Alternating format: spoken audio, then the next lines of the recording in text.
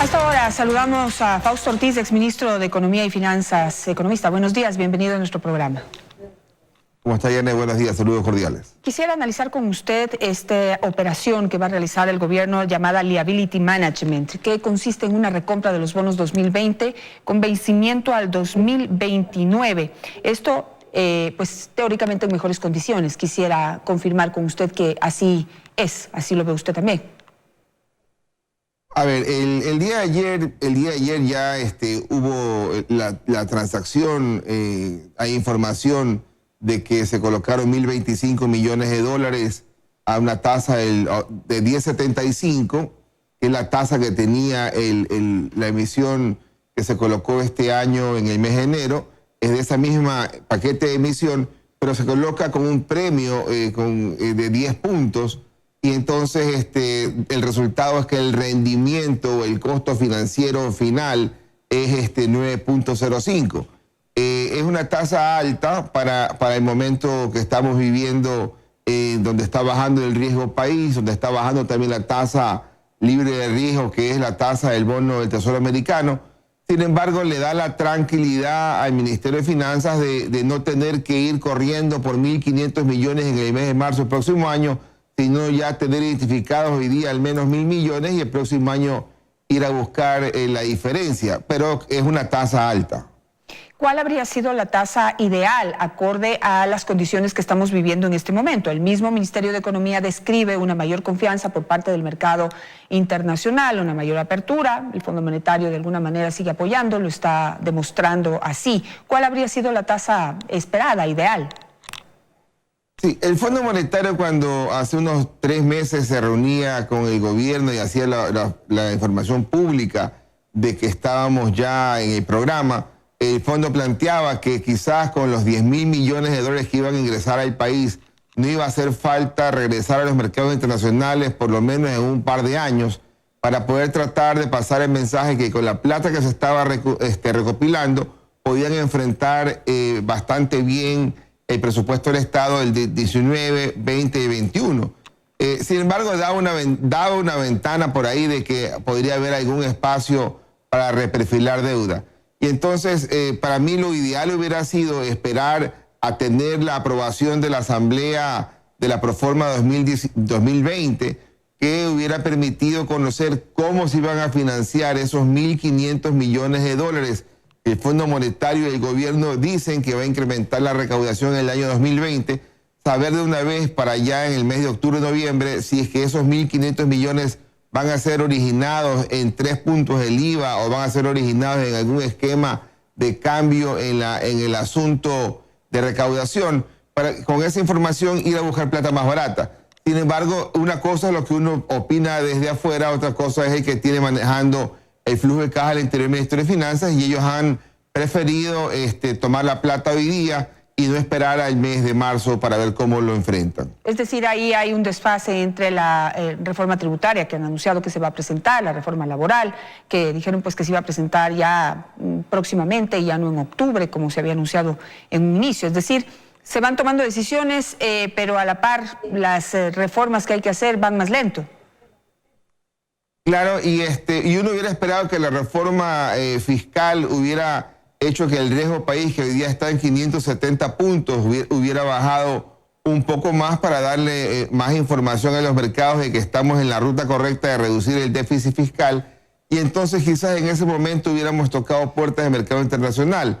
Sin embargo, es complicado entender cómo el gobierno hoy día va a lograr llegar a 5.000 millones de dólares en reserva, que es la meta que está planteada también sobre ese indicador, y entonces el gobierno prefiere curarse en salud y hoy día tomar los recursos y no esperar tiempo, ¿no?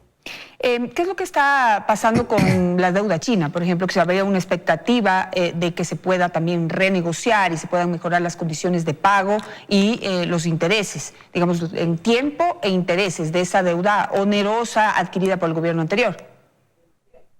Sí, la deuda china ha venido bajando. De hecho, en los reportes del Ministerio de Finanzas hay solamente 250 millones de preventa petrolera. Ya no hay nada de preventa petrolera con China. Hay esa cantidad de preventa petrolera con PetroTailandia.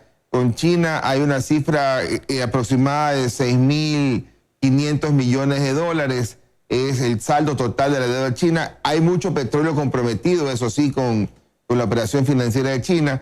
Y hay experiencias en varios países que han logrado renegociar exitosamente con China. Entonces quizás el gobierno quiera ir en esa ruta. Se escucha también de que el gobierno está hablando con Petro Tailandia de poder conseguir unos 2.000 millones de dólares de financiamiento. Ojalá esos 2.000 millones de financiamiento pudieran ser utilizados en recomprarle bonos de deuda interna que hoy día están en poder del Banco Central para poderle trasladar esos 2.000 millones al Banco Central y mejorar de esta manera la Reserva Internacional y cumplir la meta complicada de lo que la Reserva suba a 5.000 millones al mes de diciembre.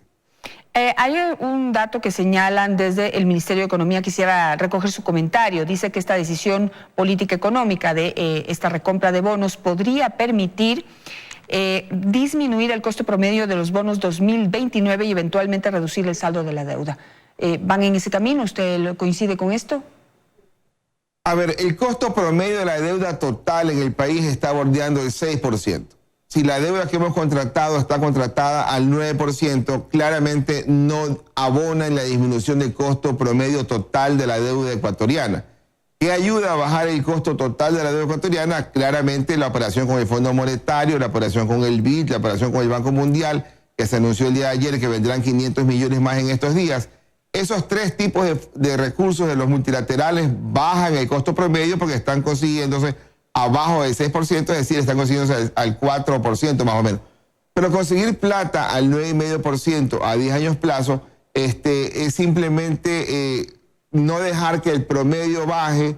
Es quizás mejor que la tasa que conseguimos en enero de este año al 10,75, pero sigue siendo un punto más alto de la expectativa actual, porque la expectativa actual debería ser que el riesgo país estaba en 570 más 2.5 que esté la tasa del Tesoro americano, estamos hablando ahí de 8%, 8.2, 8.3, y hemos conseguido plata al 9,5. Entonces, no es un tema de tasa, es un tema de plazo, es un tema de tranquilidad, es un tema de asegurar al mercado de que no va a tener dificultades de enfrentar este inicio de pago de bonos que suma más de 16.000 millones de dólares.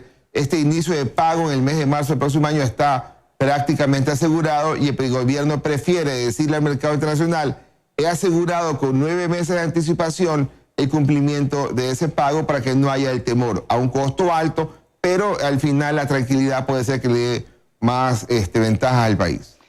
Es decir, pues resumiendo, pues no estamos en las mejores condiciones, pero estamos en mejores condiciones que lo que teníamos antes. Todavía no llegamos al estado ideal. Sin embargo, pues los mercados internacionales siguen dando señales de confianza y de voluntad de apoyo para que de alguna manera podamos salir adelante. Estos 500 millones, nuevos 500 millones de dólares que da el Banco Mundial para sectores vulnerables del Ecuador, señala exactamente la nota desde el Ministerio de Economía, son una muestra de ese apoyo. ¿Cómo ve esta entrada de estos 500 millones de dólares? ¿Cómo van a aportar a la situación económica del país?